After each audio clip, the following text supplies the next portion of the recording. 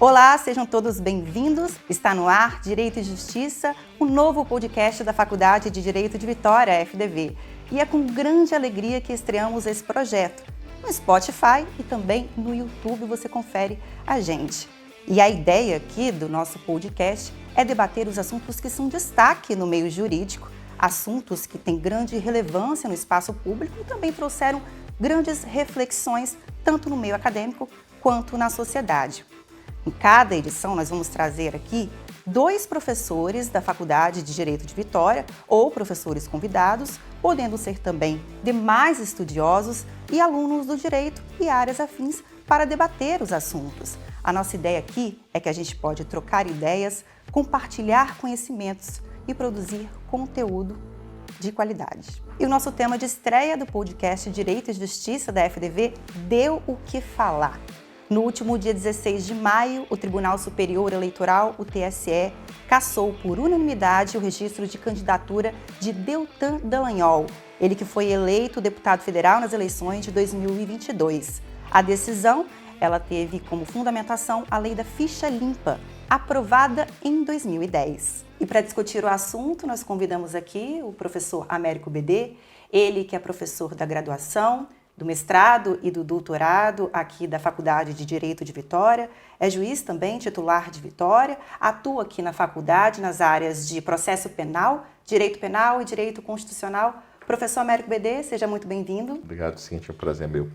E aqui na minha outra ponta, o professor Rafael Bolt, ele que é professor líder do grupo de pesquisa aqui da faculdade na área de processo penal, direito penal, também na área de criminologia, professor da graduação, do mestrado e do doutorado, também contribuindo aqui com a gente no debate. Professor Rafael Bolt, seja muito bem-vindo. Obrigado.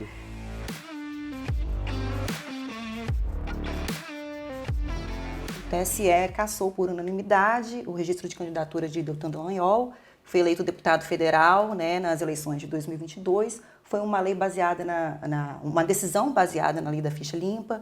Os incisos, na verdade, quais os pontos da lei que fundamentaram a decisão, só para a gente fazer um resumo, um apanhado, para quem está assistindo a gente entender como que foi essa decisão, apresentar o problema, né? Tem aí uma decisão que se funda basicamente em 2 alíneas do artigo 1º, inciso 1º da Lei Complementar 64 de 90. Um dos fundamentos foi exatamente uma tentativa de fraudar a lei, eu acho que o principal fundamento seria esse.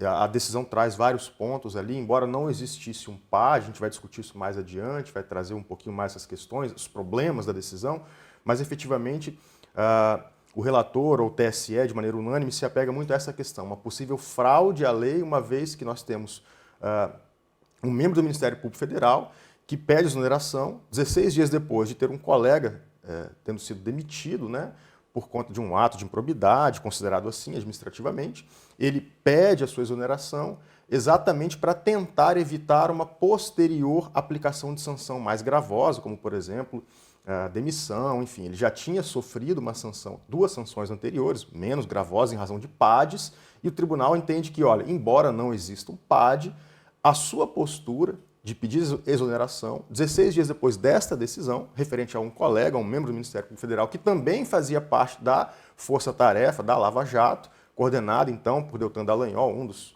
membros daquela força-tarefa. Quando você toma essa postura e você pede exoneração, faltando aí 1 ano mais ou menos para a eleição, isso poderia ser feito até 6 meses antes das eleições, você está demonstrando claramente o seu interesse de fraudar aquilo que a lei prevê, ou fraudar a legislação. Então, nesse caso, havia já a possibilidade que ele viesse, ou quase que uma previsibilidade de que ele viesse a sofrer uma sanção mais grave, então ele adotou ali uma postura tentando, de alguma maneira, se esquivar da aplicação da lei, agindo de maneira fraudulenta ou contrária àquilo que a lei prevê. Eu acho que esse seria o fundamento principal da decisão, se a gente puder dizer assim. E a gente já falou um pouco dos pontos controvertidos, e aí nos próximos blocos, professor, a gente vai falar dos reflexos jurídicos e falar um pouco mais dos pontos, Isso, controversos. Só colocar 2 questões para encerrar sobre os fatos. Primeiro, que chegou a existir debate se existiu ou não PAD. Existiu essa controvérsia, mas como eu falei, ele tinha uma certidão que ele não respondia PAD. E as eventuais decisões, ele tinha, salvo engano, 2 condenações no CNMP que estavam suspensas por decisão judicial. Então, naquela foto, daquele momento, ele não tinha nem PAD, nem decisão, nem condenação válida, porque estava suspensa por decisão judicial. Me parece que era nesse contexto que por isso que foi necessário o debate de fraude à lei. Porque nesse contexto, dentro da legalidade estrita, ele atendia os requisitos constitucionais.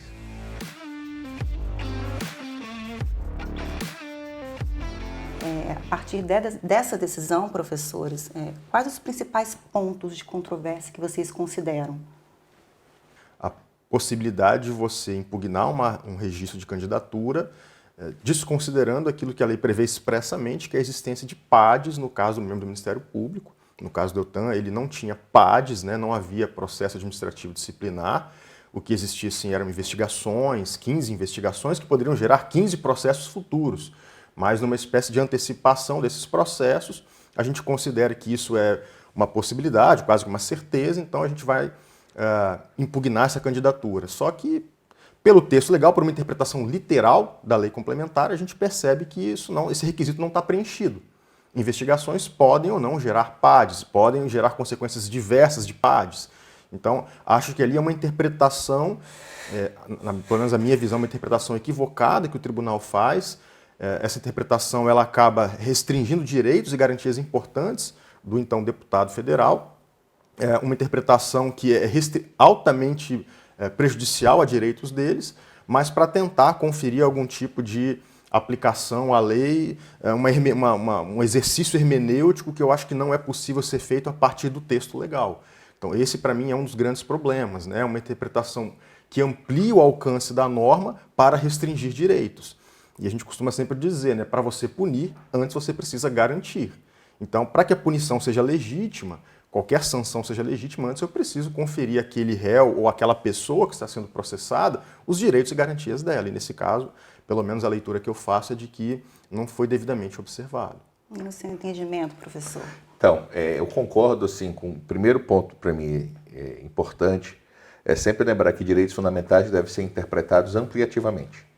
Se deve potencializar direitos fundamentais. Então, para eu potencializar direitos fundamentais, as restrições a direitos devem ser interpretadas restritivamente. Então, como era uma restrição a um direito fundamental, que é a inelegibilidade, me parece que é fundamental potencializar e restringir as exceções. Potencializar o direito fundamental de acesso à candidatura e restringir as hipóteses de inelegibilidade. Então, me parece que nesse ponto eu preferiria, não em relação a qualquer pessoa, isso é importante deixar claro, não estou julgando o deputado, mas de fato os direitos fundamentais ali me parece que não foi a melhor decisão. Apesar de ter sido unânime, me parece que deveria prevalecer uma visão mais ampliativa da Constituição. Agora, eu entendo também que é um argumento forte, não é um argumento desprezível, a teoria do abuso do direito, porque há uma preocupação ali também com outros direitos fundamentais, que seria a própria rigidez democrática. Porque quando você admite fraude à lei, quando você admite a possibilidade, que era o caso, a lei até alterou, de renúncia de deputados, senadores que renunciavam ao mandato claramente, por exemplo, para mudar um julgamento, evitar que fossem julgados por prerrogativa, isso já foi aceito pacífico na jurisprudência, que nós não devemos, o direito não deve premiar condutas indevidas. Então, como o direito não deve premiar condutas indevidas, se tiver caracterizado o abuso e a fraude, me parece que aí você tem um espaço para interpretar de acordo com o que foi decidido. O grande debate é discutir se naquele caso tinha abuso ou fraude. Isso é um outro ponto. Mas o abuso e a fraude, eu acho que é um tema que o Brasil precisa levar a sério. Nós temos uma dificuldade muito grande com a litigância de má-fé no processo penal, por exemplo, que ela é muito tolerada no Brasil, no sentido de não ter previsões legais, de multas, de uma série de sanções para abuso do direito. E essa questão da teoria do abuso do direito, ela é muito importante. Então, é como eu falei, me parece que uma coisa é a teoria constitucional, outra coisa é a questão de, no caso concreto, se existiu ou não existiu e quais são os limites disso. Mas eu concordo com o que o Bolt falou, que com a ideia geral de que não se pode punir sem observar as garantias. Na verdade, é uma decisão que não tem muitos pontos controvertidos com relação ao teor, ao que se refere à decisão, né? Na visão de vocês, é até uma visão que tem semelhanças, né?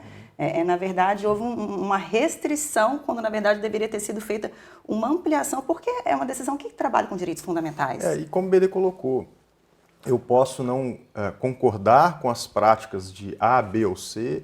Eu, por exemplo, sou um crítico contundente da Operação Lava Jato, que eu acho que ela está na base de toda essa discussão também, né?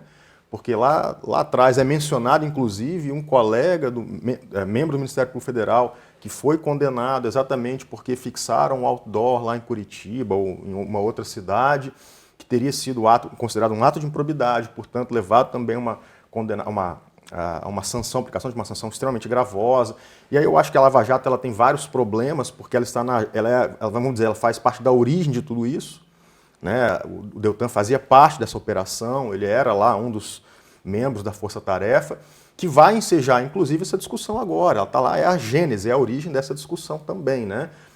Então, acho que a IBD coloca muito bem. Eu posso não concordar com inúmeras práticas, com inúmeros atos praticados por A, B ou C, mas eu preciso fazer uma análise do caso concreto.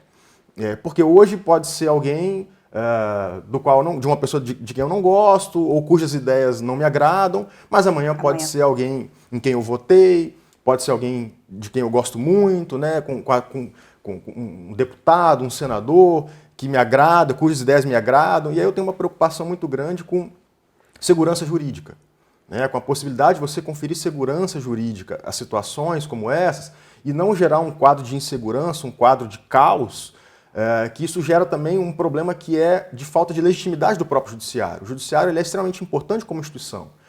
Ele tem que ser contra-majoritário, obviamente muitas decisões serão assim, vão desagradar a muitas pessoas. O compromisso do TSE, de um magistrado, do STF, é com a Constituição Federal, é com as leis. Ele não pode se preocupar se eu agrado A, B ou C, ou se eu desagrado também.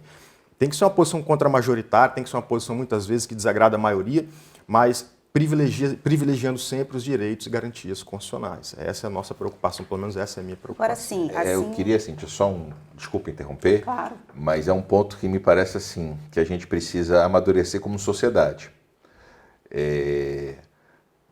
Há pouco tempo atrás a Lava Jato era santificada, agora a Lava Jato é demonizada. E quase sempre os extremos não são as melhores soluções. Então nós não podemos também esquecer o que aconteceu, o que foi apurado e a quantidade de fatos graves que estavam ali na Lava Jato. Um delator sozinho devolveu 100 milhões de dólares. Não foi milhões de reais, que não seria pouco. Foi 100 milhões de dólares que um único delator devolveu para o país. Então a gente só precisa, eu não estou dizendo que justifica tudo o que aconteceu, nem a gente falar agora que a Lava Jato simplesmente não teve nenhuma importância para o país. Por isso que eu acho que a gente precisa amadurecer, ver eventuais excessos e omissões e levar esses excessos e omissões a sério, para evitar eventuais abusos, mas também para não tolerar práticas de corrupção, não tolerar impunidade. Porque a Constituição também prevê o dever fundamental à segurança pública, também a Constituição prevê o dever de probidade da administração pública, a moralidade. Então, a discussão não pode ser do partido X, do partido Y, e a gente hoje no Brasil, no processo penal, até o juiz de garantia está sendo discutido a partir da Lava Jato. Então a gente não pode fazer todas as discussões a partir dessa operação. É claro que a operação ela teve virtudes e defeitos, é claro que a operação dessa magnitude, mas a gente não pode simplesmente nem santificar, nem demonizar. Eu acho que esse que é o problema que hoje está acontecendo no país. E aí é isso nesse ponto que eu queria entrar assim, com vocês. Na perspectiva de vocês, vocês consideram que essa, assim como outras decisões polêmicas, é uma decisão, de certa forma, política?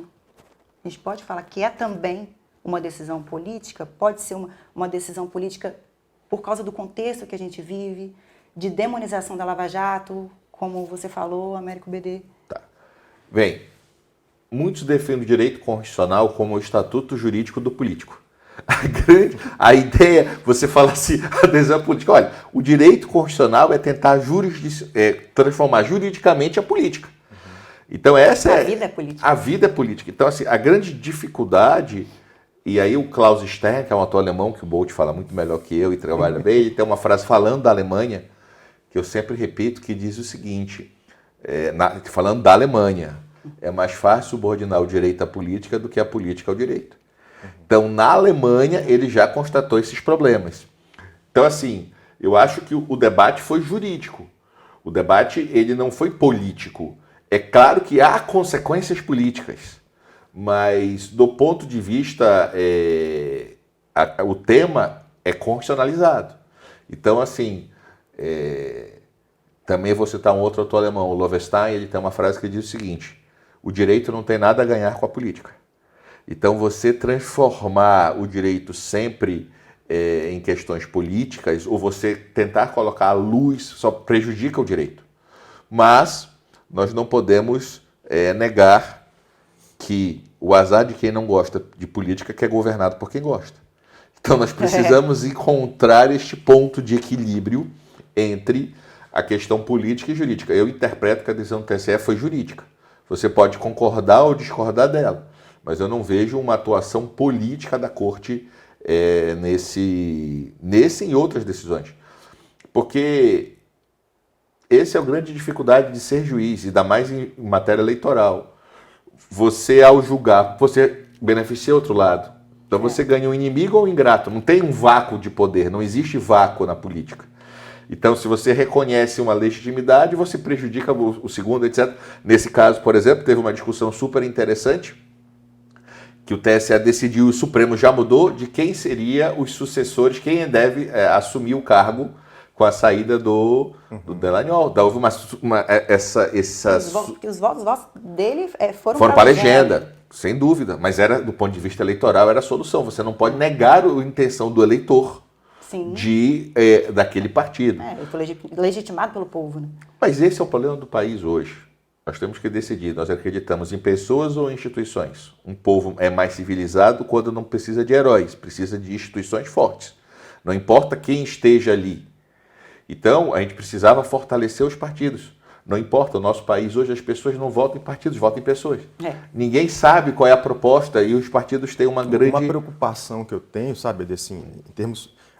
Você fala bem da questão da polarização e tudo mais que a gente vê hoje, mas é quando você tem decisões. Claro, decisões podem ser questionadas juridicamente, né? E você tem a defesa ou a acusação, tem meios para isso, né? Por exemplo, num processo, você pode impugnar, você pode usar um recurso, uma ação de impugnação, enfim, tem vários meios processuais para isso. Mas, no final das contas, a minha preocupação é esse processo de erosão de legitimidade das instituições gerada por grande parte da opinião pública da população, a partir de decisões que eu não gosto, né? Ele falou bem, o que legitima uma decisão? É a fundamentação dela. Eu preciso analisar a fundamentação se ela está de acordo com a lei e de acordo com os postulados constitucionais.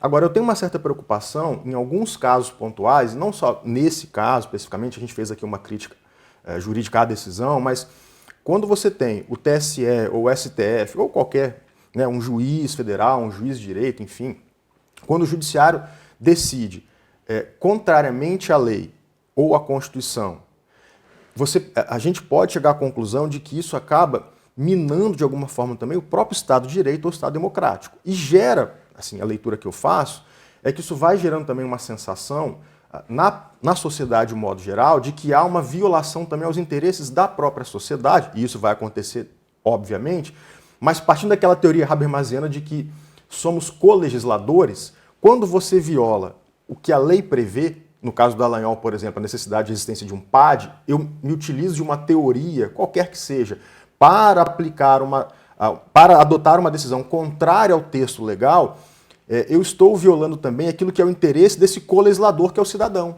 Porque a lei ela é criada pelo Congresso, é quem legisla. Mas nós, como pessoas representadas por deputados e senadores que estão legislando no nome da sociedade, no meu nome, no seu nome, nós somos colegisladores, diz o Habermas. Então, na condição de colegisladores, nós também somos afrontados na medida em que uma lei não é aplicada. E aí a minha preocupação é garantir a legitimidade dessas decisões. para não levar a esse estado de erosão do Estado de Direito, a essa situação de que a gente vai erodindo as bases do Estado de Direito, legalidade, impessoalidade, probidade, claro, também é importante, né? A gente não pode desconsiderar, mas a minha preocupação é esse cenário que a gente vive hoje, de você desacreditar todas as instituições. E aí a minha questão é até que ponto que isso é responsabilidade não só do cenário de polarização, mas também tem vários fatores, obviamente, a gente não vai entrar em tudo isso aqui, mas também do próprio judiciário em algumas situações, né? Eu acho que a gente tem que buscar, o ponto de equilíbrio é fundamental, mas buscar sempre a efetivação da Constituição, e aí nós temos lá no artigo 93, inciso 9, o dever de fundamentação. As decisões têm que ser bem fundamentadas, sustentadas juridicamente na Constituição e nas leis. Eu acho que isso é fundamental. A gente acabou até entrando um pouco no tema do próximo bloco, que são os reflexos jurídicos. Acho que agora a gente vai ouvir um pouco, né, as dúvidas, né, dos alunos. Alguns alunos da faculdade aqui trouxeram algumas dúvidas com relação ao tema. Então a gente vai ouvir um pouquinho o que eles têm para trazer, para perguntar para os professores aqui. Olá, meu nome é Gabriel Vinha Elochaia, eu sou aluno do curso de mestrado em Direitos e Garantias Fundamentais da FDV, e a minha pergunta é a seguinte: o TSE, ao indeferir o registro da candidatura do então deputado federal Deltan Dallagnol, lançou mão de uma interpretação extensiva do artigo 1º, inciso 1º, a linha Q da Lei Complementar número 64 de 1990, a Lei da Ficha Limpa. Nesse caso, por se tratar de uma norma do direito administrativo sancionador, não deveria o TSE ter realizado uma interpretação restritiva da norma, deferindo, então, a candidatura do então deputado federal? Na verdade, é o que vocês já falaram um pouco, né? Quem quer começar? Professor Rafael? Eu acho que a pergunta ela é pertinente, ela é importante nesse caso, e a gente discutiu já nesse sentido, né, de que, de fato, houve uma interpretação extensiva, eles ampliaram o alcance aí da norma, da Lei da Ficha Limpa, para restringir direitos, para restringir garantias fundamentais. Pelo menos essa me parece a nossa visão, a minha visão particularmente, de que foi equivocada a interpretação. Teria que ser uma interpretação que potencializasse esses direitos e garantias e não restringisse. A interpretação teria que ser restritiva no sentido de inviabilizar ao máximo, né, o alcance, o prejuízo aos direitos e garantias fundamentais. Então teria que ampliar os direitos e garantias, efetivá-los sempre que possível e restringir qualquer possibilidade de aplicação de sanção, uma eventual decisão que viesse a torná-lo inelegível, enfim. Eu acho que aí a pergunta ela é pertinente, a gente discutiu muito nesse sentido, eu acho. Eu também concordo com o professor Bolt. Para mim, o que deve prevalecer nesse confronto é o direito à candidatura, o direito de ser candidato, que é um direito político fundamental. Então, se esse é o direito fundamental, as restrições são interpretadas de modo restritivo. Agora, qual foi a lógica da decisão? A lógica da decisão não foi de uma interpretação ampliativa. É isso que a gente tem que ter cuidado.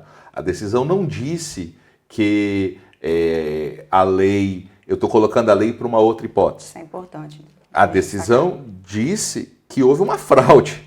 Na lógica da decisão, ela não ampliou. A lógica da decisão foi o seguinte: olha, a hipótese legal é essa, existe PAD. De fato, não tinha PAD, mas teria. Aí é uma questão de fraude à lei e você não pode simplesmente permitir, entre aspas, uma frase que é muito comum no direito: ninguém pode se beneficiar de sua própria torpeza. Então, a lógica da decisão não é que ela estava ampliando a restrição. A lógica da decisão é: a lei não precisa dizer que o abuso dela também está contido nela. Então, eu não estou levando para uma outra hipótese, eu estou dizendo que aqui era uma questão de tempo, não era uma questão de se, era uma questão de quando. Por isso que eu falei a diferença de foto para filme. Para a decisão, ele utilizou, ou como a gente gosta de falar no futebol, eu sou fanático, Paysandu, vocês sabem disso, Flamengo, jogou com o regulamento.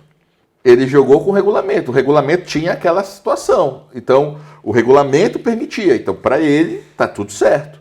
E o outro disse não, o regulamento também não permite que você atue dessa forma, porque você analisa o jogo inteiro e não só aquela janela. É o perigo da antecipação que me parece excessivo nesse caso, está antecipando uma situação que ainda não se concretizou, né? Então, o dano não se verificou, por exemplo, o sujeito cometeu um crime de ameaça, mas eu vou puni-lo por um homicídio porque ele pode vir a cometer um homicídio. Não, mas espera aí, qual é o fato? O fato é que não tinha processo administrativo disciplinar. Vamos ouvir então a próxima pergunta. Tem outra aluna aí também com dúvida? Vamos lá? Me chamo Ana Júlia, sou aluna do 8º período da Faculdade de Direito de Vitória e o meu questionamento em relação ao tema é: houve uma interpretação ampliativa da Lei Complementar 64 de 90 para a cassação do mandato de Deltan Dallagnol, e essa interpretação ampliativa, ela é coerente com a natureza dessa norma? Isso é, a concreta possibilidade desses procedimentos administrativos nos quais o ex-procurador era alvo, a concreta possibilidade desses procedimentos se tornarem processos administrativos disciplinares, PAD, realmente é suficiente para a cassação do mandato de Dallagnol? Isso porque o dispositivo utilizado como base para essa cassação faz referência somente à pendência de processos administrativos disciplinares do PAD. Então, professores, é suficiente? Essa fundamentação foi suficiente para poder cassar o registro de candidatura de Deltan? Rafael, doutor Américo? Então, é uma questão que me parece importante na pergunta dela, e a gente precisa ter muito cuidado, sem querer polemizar, é também lembrar quais são os motivos de ele estar respondendo essa quantidade de denúncias, PAD, etc, etc, etc. Qual é a sinalização que nós damos para membros do Ministério Público e membros da magistratura que investigam casos graves de corrupção? Qual é a sinalização que nós damos para a sociedade quando se tem essa situação? Como eu falei, não dá para fazer uma análise aqui caso a caso, tem que se falar de um modo geral. Então, me parece preocupante também a gente naturalizar a quantidade de processos administrativos que um promotor ou um juiz responde por eventualmente enfrentarem determinados tipos de práticas existentes em nosso país. Então isso me preocupa severamente. A sinalização não é uma sinalização das melhores. Volto a falar, não estou nem santificando nem demonizando. Então me parece isso preocupante. A questão da suficiência foi decidida pelo tribunal. É uma questão de interpretação. Os americanos usam uma expressão chamada efeito backlash. As decisões judiciais têm consequências e, às vezes, a sociedade não aceita determinadas decisões. E o judiciário precisa trabalhar com isso. Mas essa questão do estándar de prova para o Deltan, e ele falou isso na entrevista, era tudo hipótese. O tribunal antecipou, como o Bolt bem colocou, uma hipótese que poderia nem acontecer. E, aliás, eu já vi autores criticando o seguinte: em tese ele poderia continuar os PADs. Cadê os PADs? Não tem PAD hoje. Então, se há uma omissão, também é do Ministério Público, do CNMP, porque cadê o PAD? Então, é uma discussão bem relevante. Então, assim, essa questão, academicamente, a gente precisa ver, porque as mãos limpas na Itália também teve uma série de problemas. Então, a gente precisa... na academia, tentar construir mecanismos, viabilizar mecanismos que deem instrumentos, tanto ao MP quanto à Justiça, de, respeitando os direitos fundamentais, exercer a atuação devida na proteção à probidade, etc. Eu estou falando tudo isso porque é algo que me preocupa, porque você precisa respeitar direitos fundamentais, mas de todos. Eu não consigo aceitar uma análise só de direitos fundamentais do réu. A vítima tem direitos fundamentais, a sociedade tem direitos fundamentais. Então o judiciário precisa equacionar. Então você pode, por exemplo, para defender a decisão do TSE, dizendo o seguinte: os demais candidatos têm direito, igualmente, a que só concorram em eleições pessoas que preencham os requisitos totalmente, de modo incontroverso. Então, assim, não é fácil ser juiz por causa disso, né? O caso concreto, às vezes, você precisa, quando o Bolt colocou, a gente usa uma expressão hoje na academia que é derrogar leis, defease em inglês. A possibilidade do juiz passar por cima de regras mesmo. E isso causa um espanto. Hoje virou assim, ativismo judicial. A Constituição é ativista. Esse é o problema. Por si só, né? O judiciário, a Constituição fala de dignidade da pessoa humana. Eu vou considerar isso um mero texto ou eu vou implementar a dignidade? A Constituição... Então, é claro que o judiciário não pode tudo. É claro que há uma série de limites. Mas nós não podemos simplesmente voltar ao século passado e retrasado, que juiz era a boca da lei, que a Constituição são normas programáticas, que aquilo ali, os direitos fundamentais, é para um dia, quem sabe tivemos pessoas iluminadas. Não. Então, achar o ponto de equilíbrio. Agora, é claro, em direito sancionador, em direito penal, ativismo é preocupante. Então, a gente precisa achar esse ponto de equilíbrio do que esperamos do judiciário. Porque o que eu vejo no país hoje é assim, se eu concordo com a decisão do Supremo, perfeito, o Supremo agiu no seu papel. Se eu discordo do mérito da decisão, é abuso. O judiciário está abusando, eu não posso definir o que é abuso, o que é certo, por eu concordar ou não com o mérito da decisão. É uma discussão antiga também no direito, né? Esse é o problema. Sim, é uma discussão de Antígona. Eu cumpro as leis ou há um direito natural mais importante que faça com que a gente possa ir além do texto? Quando o direito não diz aquilo que você precisa ouvir. Não, aí que é o controle, não o que o juiz quer. Não pode ser o que a minha concepção de justiça, mas o que é o melhor para a sociedade. E é o que o Bolt falou, a questão do contra-majoritário. A maioria apoiou o nazismo. A maioria soltou Barrabás ao invés de Cristo. Então, há que ter limites também à maioria. A maioria não pode tudo. Nós estamos numa cidade civilizada. E ser civilizado é o respeito à minoria, é o respeito à diferença. O pluralismo é isso. A pessoa pensar diferente de mim não é minha inimiga. Então, eu não posso... E o Brasil... A democracia, né? O Brasil está muito polarizado. Essa é a grande questão. Acho que quando eu falei da questão da decisão política, eu quis entrar um pouco nessa questão, porque o país está muito polarizado, né? Professor, o senhor corrobora com a visão do sim, professor em Mérico grande Medeiros? parte, sim. Foi suficiente, com a pergunta da aluna, essa fundamentação foi suficiente para a condenação? Sim, eu sou só um pouco mais cético do que o BD em relação à Lava Jato, mas, de modo geral, a gente concorda. E eu acho que é importante, o BD fala aqui do número elevado de processos ou investigações em relação ao Dallagnol e a outros membros do Ministério Público, enfim, magistrados que estão ali no dia a dia lidando com casos de corrupção. Não gosto muito dessa expressão combate, a gente usa muito isso, né? Fica uma coisa meio discurso bélico. Mas, assim, senso comum a gente usa essa expressão. Eu acho que tem que ser levado em consideração, mas, ao mesmo tempo, a gente tem um professor aqui na FDV, que foi nosso professor, nosso orientador, que é o professor João Maurício Deodato. Ele costuma dizer que democracia pressupõe fragmentação de poder. Então, ao mesmo tempo que esse número de processos ou investigações, eles são preocupantes, por um lado, podem ser, né?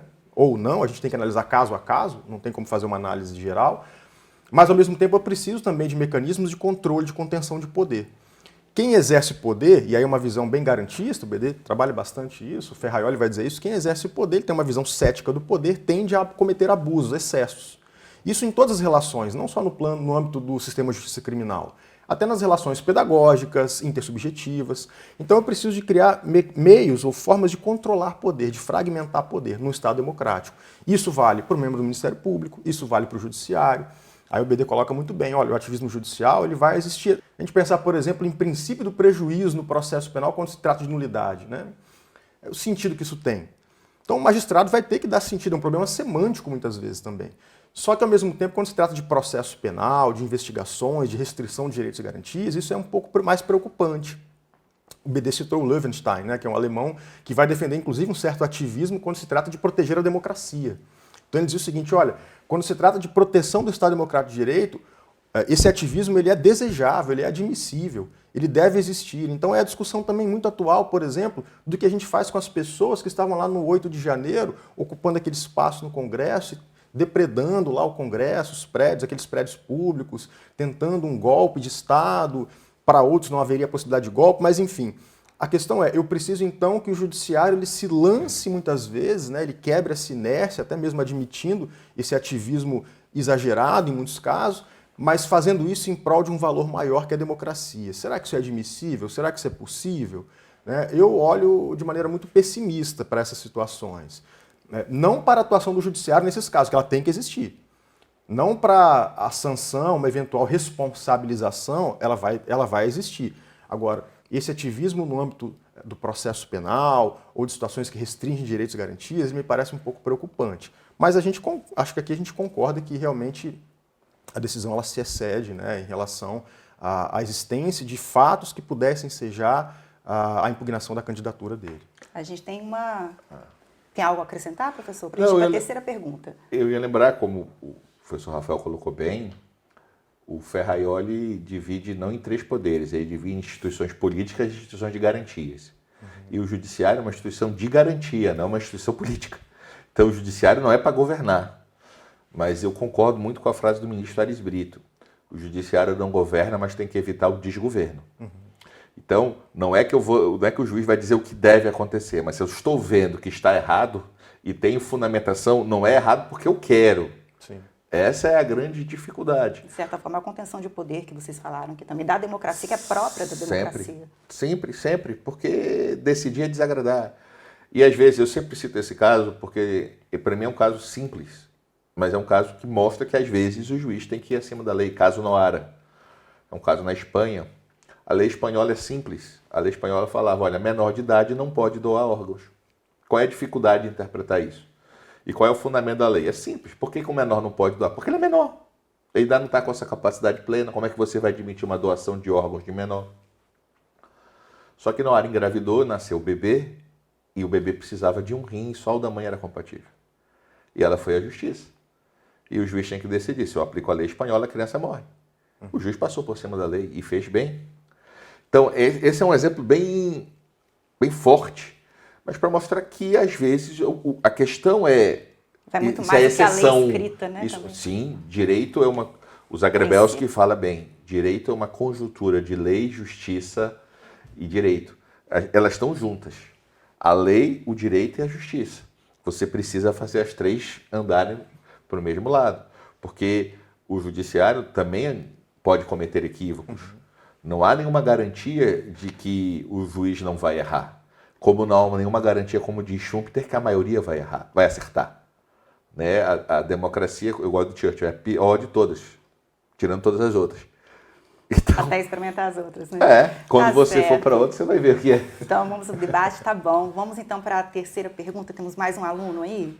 Oi pessoal, tudo bem? Meu nome é Felipe Abreu Salles, eu sou do 8º período da FDV e a minha pergunta é possível reconhecer a inelegibilidade do deputado, mesmo não havendo uma sanção concreta contra ele? E aí, professores, pode ou não pode haver uma inegibilidade? Eu acredito que não. Sem que houvesse, como a gente disse aqui, um PAD anteriormente, aplicando nesse caso, portanto, o que está previsto na Lei Complementar 64, não poderia. Que corrobora com tudo que a gente está falando. Exato. E como o Bolt falou, a lei já antecipa, né? Há uma antecipação, porque, veja, você só está dizendo, a lei já trata do abuso. Por isso que alguns dizem que a decisão do TSE é um abuso de 2º grau, é abuso do abuso. Porque a lei já trata do abuso, já trata de você renunciar, desistir do cargo na vigência de um PAD. Não precisa só ter a punição, a sanção concreta. Então, você estaria duplicando o alcance e antecipando essa sanção. Então, assim, é possível ter inelegibilidade sem a sanção? É possível. Mas nesse caso não é o melhor. Se você fosse perguntar assim, em tese, numa prova, é possível? Sim. É possível. Mas neste caso concreto, não. Né? Lembrando que as inelegibilidades são absolutas, relativas. A Constituição diferencia condição de elegibilidade de inelegibilidade. São coisas diferentes. Né? Aqui, por exemplo, aqui quase ninguém aqui é elegível. Você é afiliado a partido político, então você já não é elegível. Então, ao contrário do que as pessoas falam, mas isso não é uma inelegibilidade, isso é uma condição de elegibilidade. Para você ver como o direito classifica e diferencia as coisas. Só a título de curiosidade. Se de fato houvesse um PAD, ele tivesse renunciado, saído, né, do Ministério Público Federal, ok. Né? Ele não sofreu sanção, porque não tinha nenhuma sanção aplicada e ele poderia. Isso. A questão é fática, não é a possibilidade em abstrato. Em abstrato é possível, no caso concreto, acabou sendo também, mas não é a decisão acadêmica, digamos assim. Melhor, né?